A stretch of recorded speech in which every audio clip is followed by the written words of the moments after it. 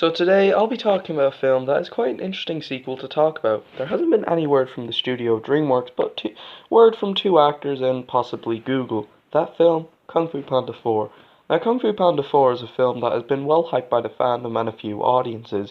As DreamWorks unfortunately promised back in December 2010, Kung Fu Panda would have 6 films. Bit too many, don't you think? However, there has been a lot of changes with the studio of DreamWorks, as that was 2 years before they went on from Paramount to 20th Century Fox, and now 2016 they went from 20th Century Fox to Universal. And now Jack Black has officially confirmed that he is retiring and said he would do Jumanji 2 and a Kung Fu Panda 4. So I'm just going to do Jumanji 2, Kung Fu Panda.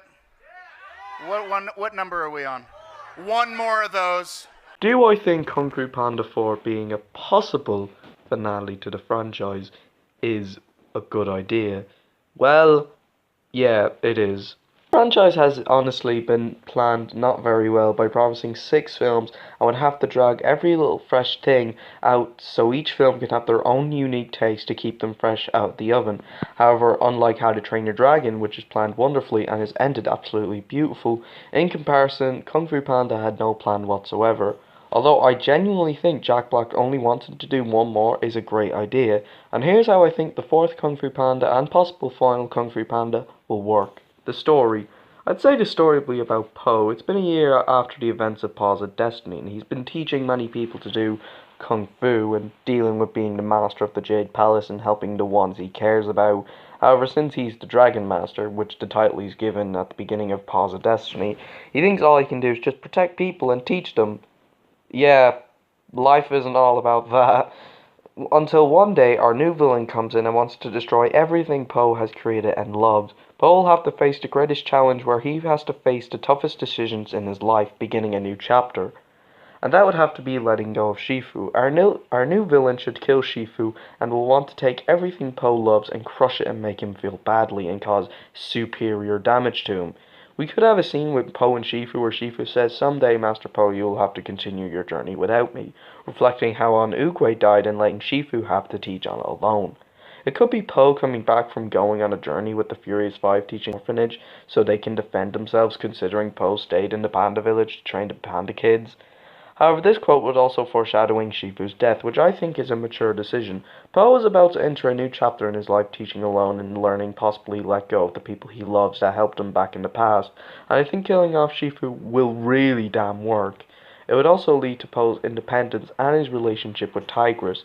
However, it will definitely lead more into his character development, especially as the Dragon Master, and possibly going back to that mature, deeper Po we saw back in Kung Fu Panda 2. And it's about goddamn time Po and Tigress become a couple in this film. Maybe not like Hickstrid, avoiding How to Train Your Dragon 3 spoilers, but maybe similar like Best Friends. Although a kiss scene is what I want, it's what many Typo fans have waited since the second film. That's all we want, DreamWorks, please. Just give us one Typo kiss scene and we're satisfied. You can just do whatever you want with this franchise. I'll be satisfied anyway, and it would be beautifully done considering how wonderful the relationship is. I would also like to see how Lee would lead into the role of Po. As we see in Paws of Destiny, he seems rather proud of his son for what he's doing and wants him to continue what he's passionate about, because he did say he's a natural at this teaching kind of thing. I think it would be cool if he becomes more of a real Kung Fu warrior, as in show him have a personal fight with the villain where he fights him off hand to hand and maybe with a staff and that he had in the 3rd film. That would be badass, and maybe similar to how he knocked out the eye of the wolf boss in the Kung Fu Panda 2 flashback massacre scene. Our new villain, I think, could have a mix-up of Shen and Kai. We need someone who can drive Po emotionally, personally, and do a lot of damage to him like what Shen did. He could be like Krogan from How to Train Your Dragon Race to the Edge. He's strong, knows how to do damage, and will stop at nothing to defeat Po. I think he will be a well thought out villain and will probably be very, very threatening. Although I think he could be against Po because of his fame, where everyone is talking about how great of a hero Po is, and maybe he wants more respect and that's why he wants to go after Po. I will have to think about how our villain will be, but I think there will be a personal damage caused by him against Po.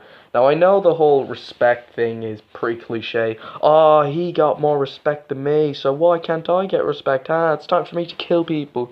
I know it's cliche, but then again, when you think about it, Tai Long and Kai had cliche motivations. Well, they were well executed, don't get me wrong, but I think the best cliche executed of the three villains so far was Lord Shen, and even Xin Dao. Now, I didn't really get a motivation of him, but Xin Dao was a great villain. He's definitely my favorite Kung Fu Panda villain. He's just a badass. It would also be nice to see what How to Train Your Dragon The Hidden World did by referencing Vigo and Gift of the Night Fury. I think if this film does that to tie every single property in, they will need to throw a reference like maybe Poe could say where he's training like a new possible Furious 5, like a next generation of warriors to protect the palace, because the Furious 5, wouldn't they be kind of like teachers taking their next step in training? As I mean, aren't they getting the title of Master Tigress, Master Crane, Master Monkey, Master Viper? You get Master Mantis, Master Poe.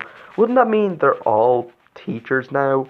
So I think it would be nice if they say, oh, we need a new Furious 5, because I mean, we can't always protect the world forever. Well, China at this point. And Poe could say, well, there were other Furious 5s in the past, when someone could say, you can't just train a new Furious 5, we already have one. Yeah, but there were others before them. It could go like that. I also think the tone of the movie, well, take a look. Kung Fu Panda 2 went more darker tone and a lot more mature than Kung Fu Panda 1. Kung Fu Panda 3, however, was more lighthearted since Poe is now meeting his real family, and 2 is dark because of the personal connection between Poe and Shen. I would say Kung Fu Panda 4 may be emotional, bittersweet, but probably not as lighthearted as the third film, and possibly less comedy than the first one. I'd say around similar tone to How to Train Your Dragon 3 The Hidden World. I think this will deal with more emotional moments as Poe having to master alone, Shifu dying, Poe's relationship with Tigress, where they want to take it, and how Poe will defeat this villain, because he's going to have to make some tough decisions. I think how it will end is maybe a time jump where Poe trains a new class of students, which leaves it open but kind of conclusive.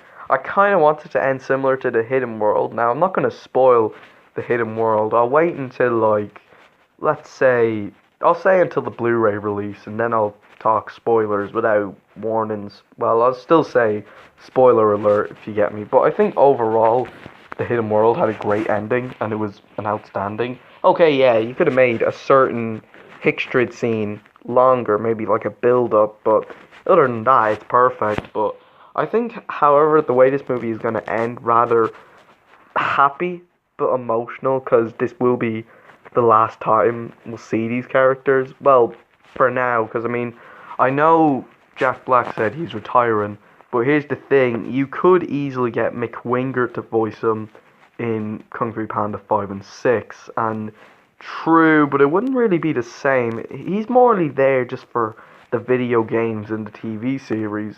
I think he's just better off with the TV shows. I don't mind him being in a short. In fact, I actually thought Mick Wingert was going to voice him in Secrets of the Scrolls. They were going to do what Dawn of the Dragon Racers did by getting the voice actors of the TV series. Nah, they just stick with the first three shorts did by sticking with the original cast of all three films, which is nice, I suppose.